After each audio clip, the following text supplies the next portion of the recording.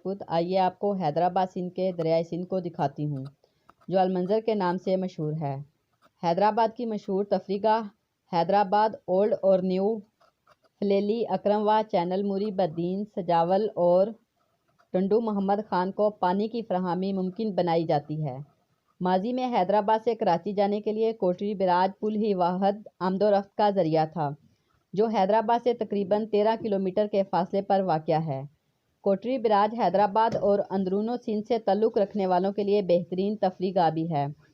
یہاں دور دراز سے بڑی تعداد میں عوام سیر و تفریح اور حسین نظاروں اور دریائے سندھ کی روانی سے لطف اندوز ہونے کے لیے آتے ہیں۔ المنظر ریسٹورنٹ پلہ مچھلی اور دیگر آبی خوراک سے تیار کردہ کھانوں کی وجہ سے اپنی مثال آپ ہے۔ کوٹری براج جام شورو کو سیر و تفریح کے لحاظ سے المنظر جام شورو کے نام سے بھی پہچانا جاتا ہے۔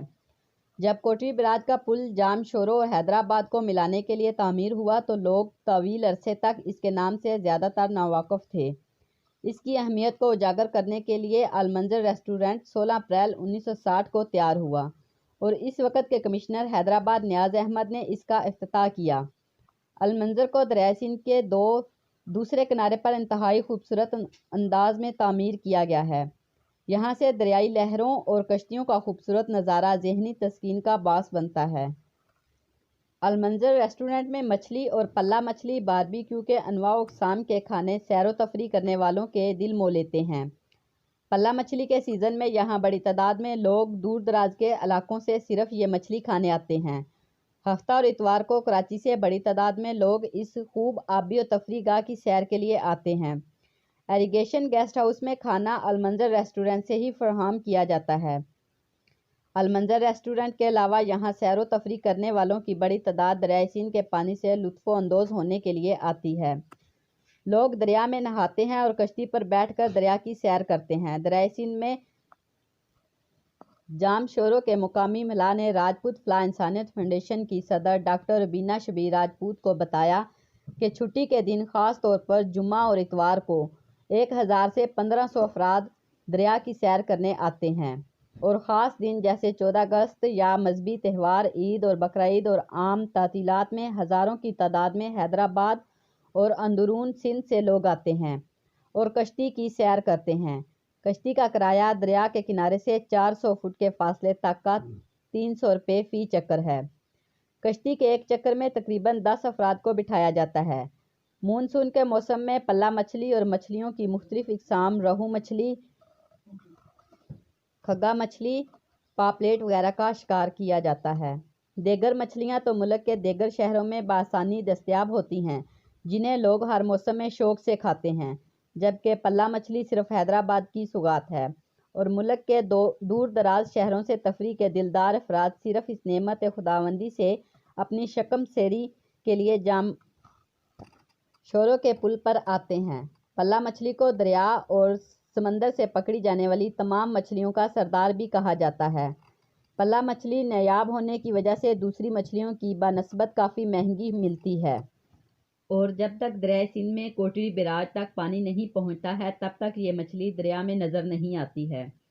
کئی برس پہلے پلہ مچھلی اتنی وافر مقدار میں دستیاب تھی کہ حیدرآباد میں دریائے سندھ کے کنارے رہنے والے دیہاتیوں کی روزمرہ کی خوراک کا لازمی جزو تھی، جبکہ شہری علاقوں کے باشندوں کی بھی یہ مرغوب غذا تھی اور ہر غریب اور امیر آدمی اسے انتہائی شوق سے کھاتا تھا۔ یہ آبی مخلوق جسامت کے لحاظ سے لمبوترا اور بطن حصے میں بہت دبا ہوا یا چپکا ہوا ہوتا ہے۔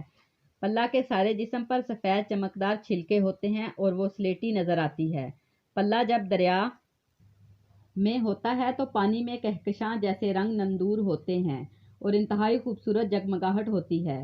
پلہ کی پیدائش کے بعد نشوونما کا عمل کافی تاخیر لیے رہتا ہے اور اس کے جوان ہونے میں 1 سال کا عرصہ لگتا ہے، لیکن افسوس کہ اس کی بڑھوتری سے قبل ہی اس کا شکار کر لیا جاتا ہے۔ سندھ کے ملاح پلہ کو مختلف ناموں سے پکارتے ہیں۔ نر پلہ کو کھیڑا اور مادہ پلہ کو ابارو کہتے ہیں۔ زیادہ تر لوگ اسے دریائی مچھلی تصور کرتے ہیں۔ پانی کے اس اتراء و چڑھاؤ کی وجہ سے پلہ میٹھے پانی سے مانوس ہو جاتا ہے، چنانچہ وہ ڈیلٹا میں ہی پرورش پاتا رہتا ہے۔ सावन और भादों में हमें जब दरियाए सिंध बारिशों और सैलाबी पानी से भर जाता है तो पल्ला के अंडे देने का मौसम शुरू हो जाता है। वो मीठे पानी में आ जाता है और बहाव के मुखालिफ सेमत तैरता है, जो इसकी बेमिसाल ताकत का सबूत है। पल्ला की मादा मीठे पानी में तकरीबन 100 मील का फासला तय करने के बाद अंडे देना शुरू कर देती है, जो 3 दिन के अंदर बच्चों की सूरत में निकलना शुरू हो जाते हैं। यूं ही बच्चे पैदा होते हैं वो पानी के बहाव पर समंदर की तरफ जाना शुरू कर देते हैं, क्यों न कि पल्ला की परवरिश समंदर में होती है। वो जुलाई तक वहीं रहते हैं और यूं ही बारिश का मौसम शुरू होता है तो इन्हें मीठे पानी की कशिश दरिया में खींच लाती है। समंदर से निकलकर दरिया में मुखालिफ सेमत चलना शुरू कर देते हैं। मछेरे इसका बगैर जाल के भी शिकार करते हैं, लेकिन महकमा इरिगेशन ने इस तफरीगाह को बेहतर बनाने में कोई ख़ास दिलचस्पी नहीं। यहाँ तफरी की गर्ज से आने वाले ख़ानदानों के बैठने का किसी भी किस्म का इंतज़ाम नहीं है। अलमंजर रेस्टोरेंट से जब दरिया के पानी के पास सीढ़ियाँ उतर कर जाते हैं तो सीढ़ियों के इर्द गिर्द किसी भी किस्म की हिफाजती ग्रिल नहीं लगी है। ख़वातीन, बच्चों और बुजुर्गों के लिए सहारे के तौर पर पकड़कर उतरने के लिए किसी किस्म का जंगला या जाली नहीं है, जिसकी वजह से हादसा रुन्मा हो सकता है।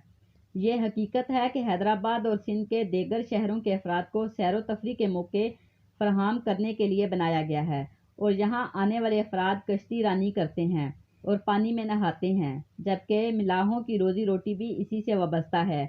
लेकिन दरियाए सिंध भी आबी और माहौलियाती लूदगी से मुतासर हो रहा है।